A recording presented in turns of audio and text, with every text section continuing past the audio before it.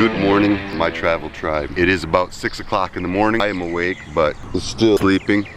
Birds. The birds always wake me up in mornings like this. Underneath my bike. That's my setup there. Everybody wanted to know, where do we find free places to camp? Well, I did it last night.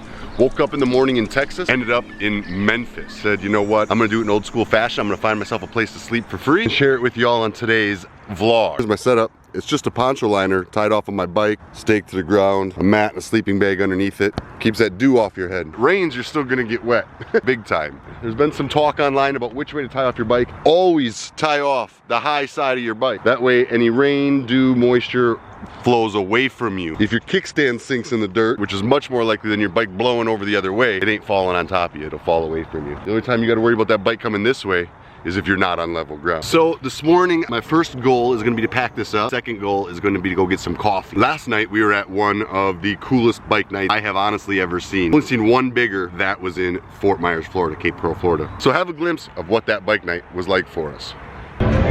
Okay, we just arrived here in Memphis on what I believe they call Beale Street. Am I pronouncing that right? Beale Street? This place is happening, man. This is what bike nights are supposed to be like.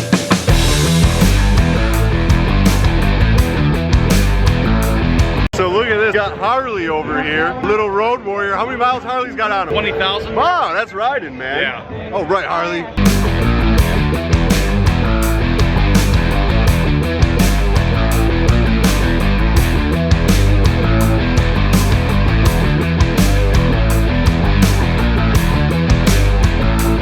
Memphis bike night, you've got it going on.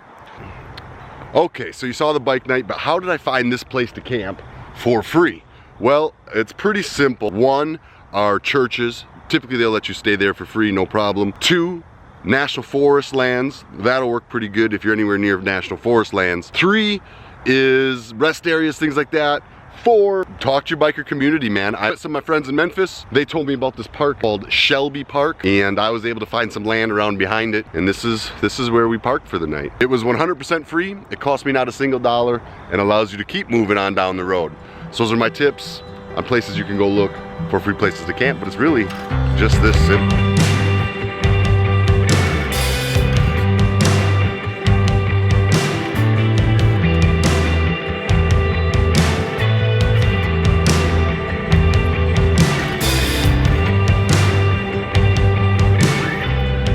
Now, some would ask, why not just use a tent? For one, as soon as you set up a tent, people look at it as camping. Police officers, rangers, is gonna take it much more seriously.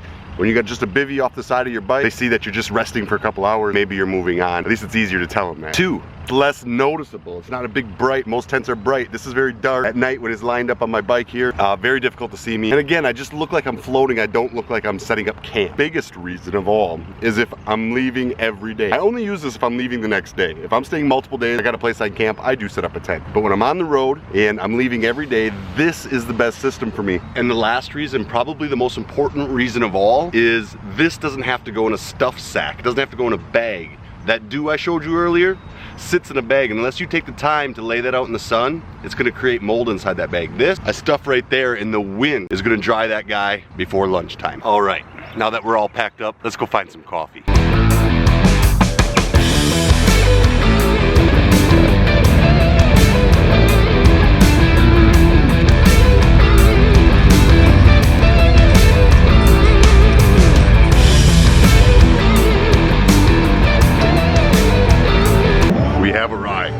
Circle K. You watch the bike. Yes. What? All that for no coffee. All right, take two. I guess we're gonna go with the house blend. There. And Scooter and I both need something to snack on. Ham, almond, and cheddar. That'll be good, and I'll be able to give him his medicine in that cheddar cheese. Oh, I'm good. Coffee, those, and the banana. A few days into the medication, but he's already just killing it. I think he's gonna be just fine. Thank God for that.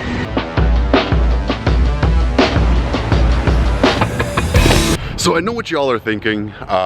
Showers. What do you do about showers? Well, when you sleep on the road like that, the easiest way, 20 bucks a month, you get yourself a Planet Fitness membership, you got a place to work out, you got showers, and no matter where I am in the country, I am always within 30 minutes of a Planet Fitness. They're everywhere, like 900 locations. So I'm gonna go in, get a little workout, and get a shower. And just like that, we are showered, we are clean, we got a workout in, we're feeling fresh, ready to rock the day. And it only cost me my Planet Fitness membership, which is 20 bucks a month. Saved one hotel room, and I paid for 3 months worth of showers. So it's a good little trick. Something I definitely recommend if you're gonna be doing any long distance traveling. Even for one trip, it's worth paying for a whole year's membership.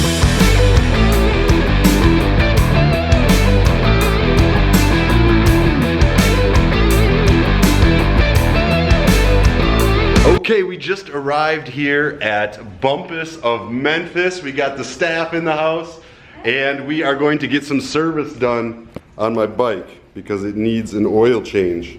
I haven't had one since before we went to Sturgis. So I'm trusting my steed in the hands of the very capable Bumpus crew. So another neat little travel trick when you're trying to get laundry done on the road. A lot of times, when I'm lucky enough, some dealerships happen to have washer and dryer right in their service department. And that, my friends, is how we get the laundry done. I think this washing machine needs a sticker. Where to put this sticker? So this is a constant reminder to you guys at Bumpus that I thank you for letting me use this washing machine.